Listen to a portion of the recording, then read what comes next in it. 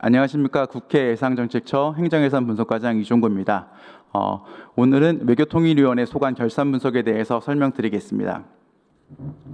외통위 소관 결산 분석에서는 국제기구 분담금 관리체계 분석, 무상 ODA 사업의 평가체계 등 7가지 사안에 대해서 설명드리겠습니다. 우선 외교부 소관 사업에 대해서 말씀드리겠습니다. 국제기구 분담금 관련 분석 의견입니다. 국제기구 분담금 관리에 관한 법률에 따라서 국제기구 의무 분담금과 사업 분담금은 국제기구 분담금 심의위원회에서 국익 및 외교정책과의 부합성, 중앙행정기관별 분담금의 중복 여부 등을 심의합니다.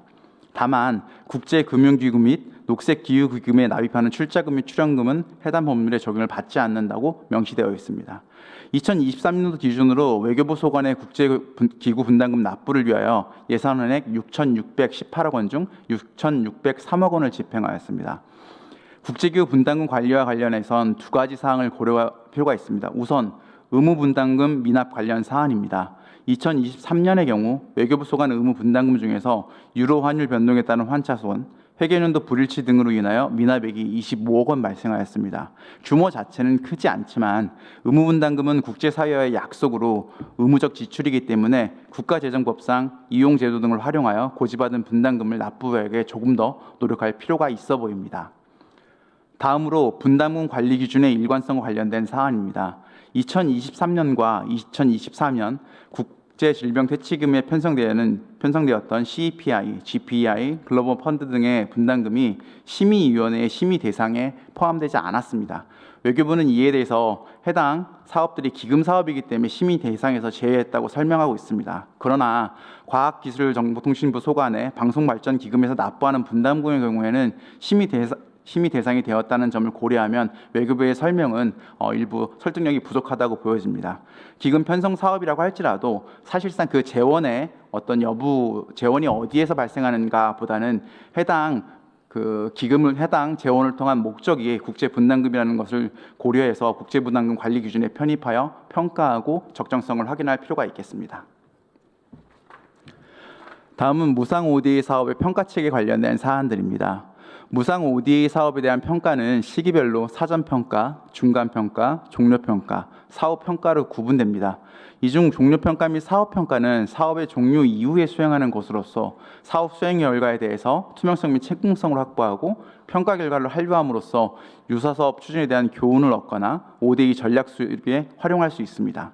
다만 ODA 사업은 개별 사업에 갖는 특성을 인하여 중간평가를 수행하는 것이 효율적인 재원 투입과 국회 예산 심의를 위한 기여를 할 수 있다는 측면을 고려할 필요가 있겠습니다. 예를 들어 변전소 건설 사업이나 직업기술 교육훈련과 같은 사업의 유형 또는 베트남과 케냐와 같은 수행 지역 등에 따라서 개별 사업 간 차이가 클 수 있기 때문에 이런 사업들에 대해서 중간평가를 수행하게 된다고 하면 조금 더 재원 투입 과정에서의 어떤 효율성이라든가 투입 규모의 적정성을 판단할 수 있을 것입니다. 근데 실제로 슬라이드 하단을 보시면 현재 종료평가 및 사업평가의 비중이 중간평가에 비해서 굉장히 크게 나타나는 상황입니다. 따라서 다른 사업에 비해서 투입되는 재원의 규모가 크거나 장기간에 걸쳐서 사업이 수행되는 대형 프로젝트 등 사업 등에 대해서는 중간평가를 확대해서 집행에 대한 중간 점검과 관리가 가능하도록 외교부가 대안을 마련할 필요가 있겠습니다. 다음은 기후변화 대응 ODA 사업입니다. 리우 마커는 환경 문제 해결을 위한 ODA 재원의 흐름을 파악하기 위한 것으로서 기후변화 완화, 기후변화 적응, 생물 다양성 보존, 사막화 방지 등의 4가지 마커로 구성됩니다. 이 중 기후변화 대응 ODA 사업은 기후변화 완화 및 기후변화 적응 마커가 부합된 사업만이 해당됩니다.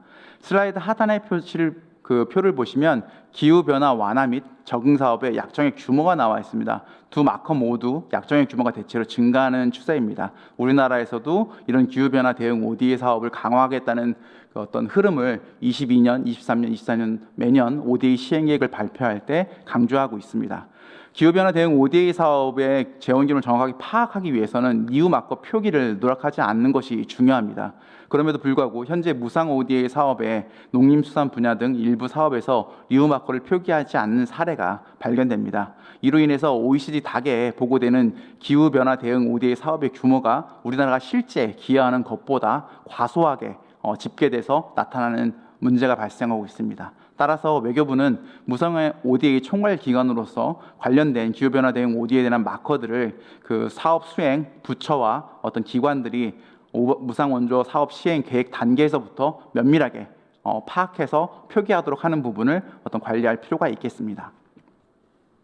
다음은 민간 기업을 지원하는 CTS 등의 ODA 사업에 대한 분석입니다.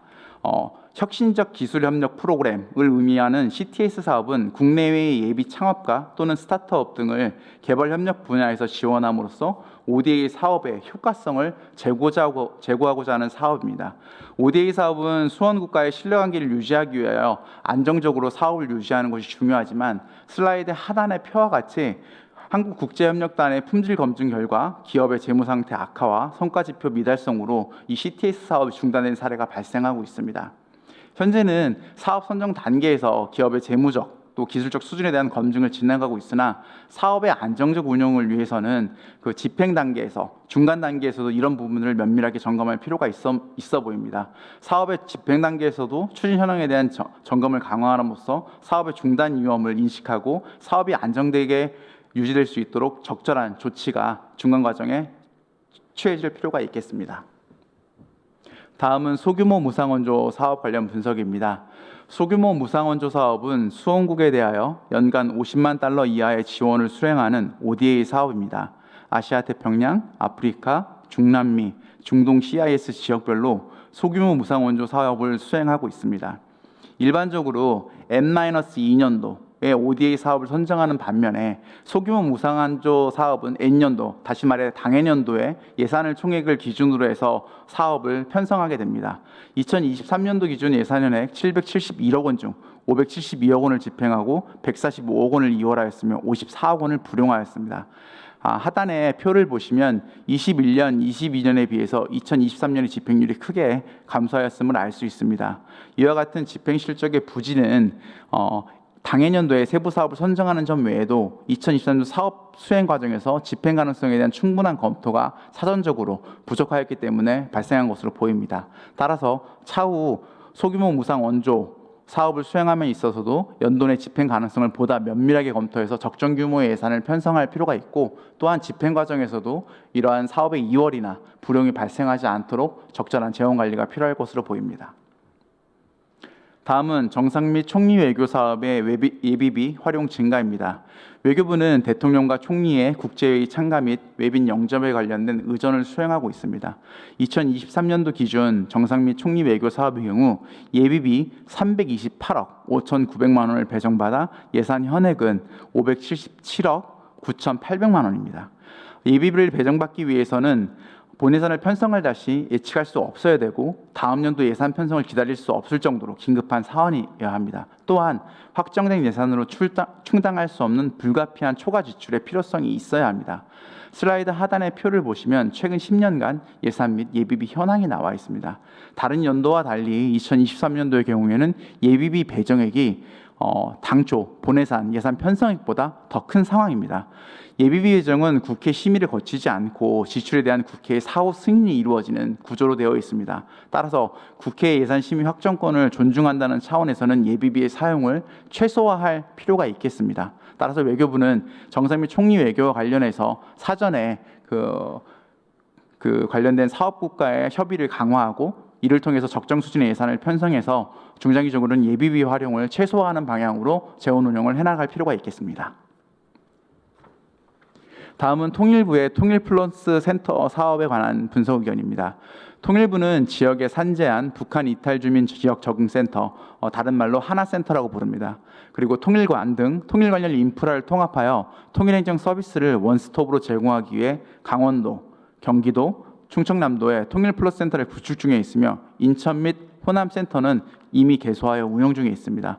사업 시행 주체인 지방자치단체를 기준으로 전년도 이월액을 포함한 예산 현액 84억 7,900만 원 중 40억 6,500만 원을 실집행하였고 43억 9,900만 원을 이월하여 당해년도 실집행률이 굉장히 저조한 편입니다. 이러한 실집행 저조의 사유는 사전 행정 절차 지연, 설계 용역 추진의 어떤 부족으로 당초 계획 대비 지연된 것으로 볼 수 있습니다. 그러나 실제 집행 단계에서에 대한 이런 문제 외에도 통일부가 집행 가능성에 대한 고려 없이 해당 연도에 편성된 예산을 전액 다 지자체에 교부함으로써 교부된 보조금이 불필요하게 이월됐다는 측면에서 바람직하지 않은 부분도 있습니다.